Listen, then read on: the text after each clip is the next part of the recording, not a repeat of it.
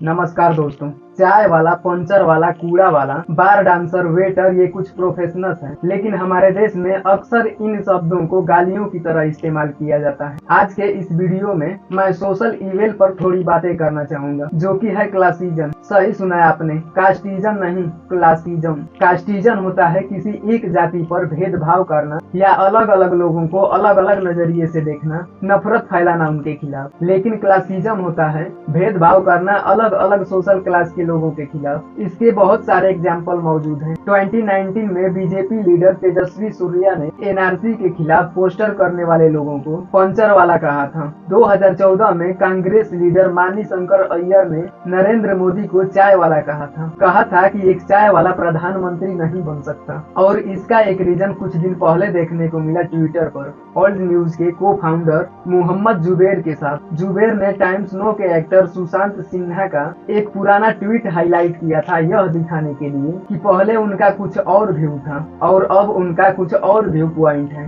और उन्होंने गिरगिट कहा था ये कहकर कि देखो इनका रंग हमेशा बदलता रहता है। सुशांत सिन्हा ने इन्हें रिप्लाई में पंचर वाला कहा था। अब ऐसा नहीं है कि जुबैन के अनसिस्टेड कोई काम करते थे, बल्कि जुबैन एक मुस्लिम है और मुस्लिम के खिलाफ ये पंचर वाला शब्द इस्तेमाल किया जाना न सिर्फ एक क्लासिक चीज है, बल्कि रिलीजन स्टीरियोटाइपिंग बन गया है। हमारे देश में अक्सर सोशल मीडिया पर ट्रोल्स देखने को मिलते हैं जो धर्म के नाम पर नफरत फैलाना चाहते हैं। वो इसी तरह के भाषा का प्रयोग करते हैं मुस्लिम के खिलाफ। क्रिश्चियन राइस बैग करके बुलाएंगे, मुस्लिम को पंचर वाला करके बुलाएंगे। अब ऐसा तो है नहीं कि हर क्रिश्चियन मिसियरली होता है, किसी को कन्वर्ट करना चाहता है, और हर मुस्लिम एक पंचर वाला होता है। ये सिर्फ यूज किया जाता है लोगों के खिलाफ धर्म के नाम पर नफरत फैलाने के लिए। देश के मुस्लिम हर टाइप के प्रोफेशन इन्वॉल्व होते हैं, चाहे वो सोल्जर्स हों, टीचर्स हों, साइंटिस्ट हों, कॉर्पोरेट हों या कोई अन्य बड़े बड़े एक्टर, जैसे कि नसूरुद्दीन शाह, इरफान खान, आमिर खान, बड़े बड़े सिंगर्स मोहम्मद रफी,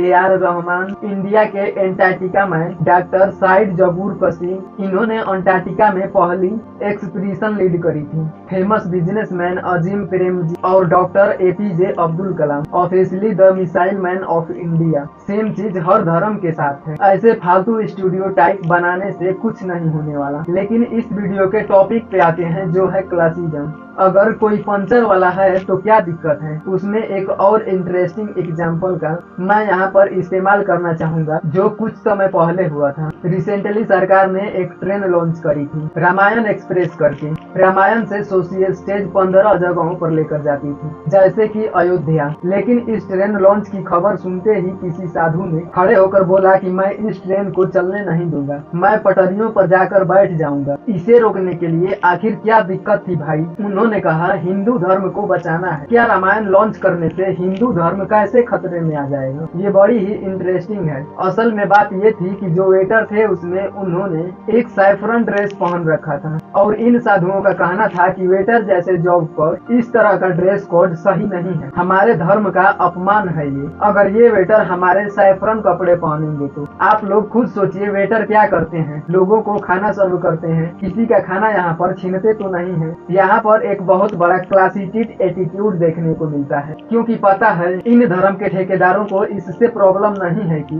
प्रज्ञा ठाकुर एक ट्रायरर एक्यूज्ड एक साइफर कपड़ा पहनकर घूमती है, तब इनका हिंदू धर्म खतरे में नहीं होता। लिटरली एक पॉलिटिशियन जो कि ट्रायरर एक्यूज्ड है ऐसी हरकतें करता है, उससे कोई दिक्कत नहीं। लेकिन कोई वेटर, एक ईमानदार वेटर, सिर्फ अपना काम करने में लगा है, मेहनत करके पैसा कमाने में लग रहा है, वो अपना काम करे, अच्छा काम करे, तो उससे प्रॉब्लम हो जाती है। क्यों? क्योंकि वेटर एक ऐसा जॉब है जिसे लो लेवल पर देखा जाता है। सोसाइटी में हैरानी की बात यह है कि धर्म के नाम पर जब कोई ऐसा क्लासिस्ट एटीट्यूड फैलाए जाते हैं, ये धर्म के ठेकेदारों ने सही में धर्म के बारे में पढ़ा होता तो पता लग जाता कि एक्चुअली में हमारे रिलीजियस स्क्रिप्चर्स क्या कहते हैं। भगवत गीता में लिखा हुआ है, श्री कृष्ण अर्जुन से कहते हैं कि जो सबसे हाईएस्ट योगी होता है वो हर लिविंग बीइंग में इक्वालिटी देखता है। स्वामी विवेकानंद अहम ब्रह्मास्मिनी की कॉन्सेप्ट की बात करते हैं, लेकिन इन लोगों को ये कहाँ समझ में आता है। डॉक्टर APJ अब्दुल कलाम ने फेमसली कहा था, for great man religion is a way of making friends, small people make religion version of 18 tool 2017 में एक ट्विटर हैंडल जो कांग्रेस के द्वारा चलाया जा रहा था, उसमें एक मीम पोस्ट किया गया था प्रधानमंत्री नरेंद्र मोदी के ऊपर, जिसमें यूके के प्राइम मिनिस्टर मोदी को कह रही थी कि तू चाय बेच। अब कांग्रेस ने अपने आप को इस चीज से डिस्टेंस कर लिया था, लेकिन बीजेपी के गुजरात के जो चीफ मिनिस्टर थे उस वक्त उन्होंने पोस्ट किया था कि ये कितना क्लासिस्ट मार्क है, गरीब लोगों के खिलाफ है। बिल्कुल सही बात है, लेकिन कुछ ही महीने बाद बीजेपी के लीडर अपने पोस्टर्स की क्लासिस्ट मेंटालिटी देखना भूल जाते हैं। कुछ ही महीने बाद ट्विटर पर ट्रेंड चल रहा था हैशटैग बार डांसर सोनिया गांधी। अब एक और चीज है जो सोनिया गांधी के अगेंस्ट इस्तेमाल की जाती है कि वो देखो बार डांसर है। पहली बात तो सोनिया गांधी बार डांसर के तौर पर काम नहीं किया, वो एक इटालियन थी, उनका इटालियन नाम है अल्टोनियो अल्वीना माइनी। उनके फादर एक इटालियन हाउस बिल्डर हैं। 1965 में वो यूके गई थी पढ़ाई करने के लिए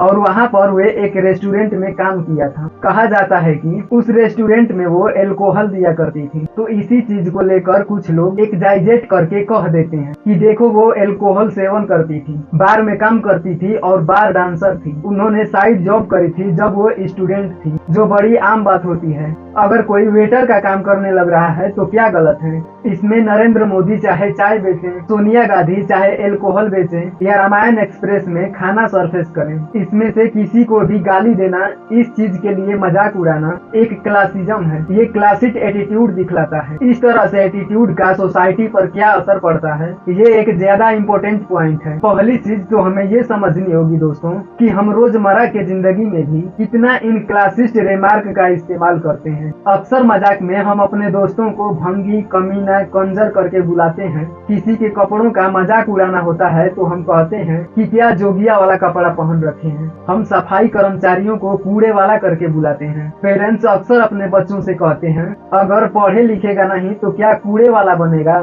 हम सबको पसंद आता है जब एक security guard, made, barber, air hostess, courier deliver करने वाला हमें सर या मैडम करके बुलाए थे। लेकिन क्या आप इमेजिन कर सकते हैं अगर हम उन्हें सर या मैडम करके बुलाते हैं तो? इमेजिन वेबल लगता है ना ये सुनने में। बहुत से लोग तो उन्हें ग्रीट भी नहीं करते, वो आपको हाय हेलो करते हैं और दूसरी तरफ से लोग उन्हें इग्नोर करते हैं क्योंकि लोग उन्हें निचले लेवल का समझते हैं, एक लोअर सेक्शन का समझते हैं सोसाइटी में। एक क्लासिस्ट सोसाइटी की सबसे बड़ी बात पता है क्या है? एक इंसान जब किसी सोसाइटी में रहता है वो अपने से नीचे वाले लोगों को तो हमेशा छी छी करके देखता है, मुंह मोड़ लेगा, लेकिन अपनों से ऊपर वाले लोगों के सामने हमेशा हाथ जोड़ लेगा, जी सर, जी मैडम। एक हायरार्की हमेशा रहेगी। अपनों से नीचे वाले लोगों के साथ तो सुप्योरिटी कॉम्प्लेक्स देखने को मिलता है और अपनों से ऊपर वाले लोगों के सामने इम्प्योरिटी कॉम्प्लेक्स आ जाता है लोगों के अंदर। यानी अपने आप को एक हायरार्की में फिट समझना कि मेरा जगह इस पोजीशन पे है और मेरे से नीचे जितने लोग हैं मैं उन्हें बड़ी गंदी तरीकों से ट्रीट करूंगा और मेरे से ऊपर जितने लोग हैं उनको हाथ जोड़ लूंगा। नेटफ्लिक्स पे बड़ी अच्छी फिल्म है इसके रिकॉर्डिंग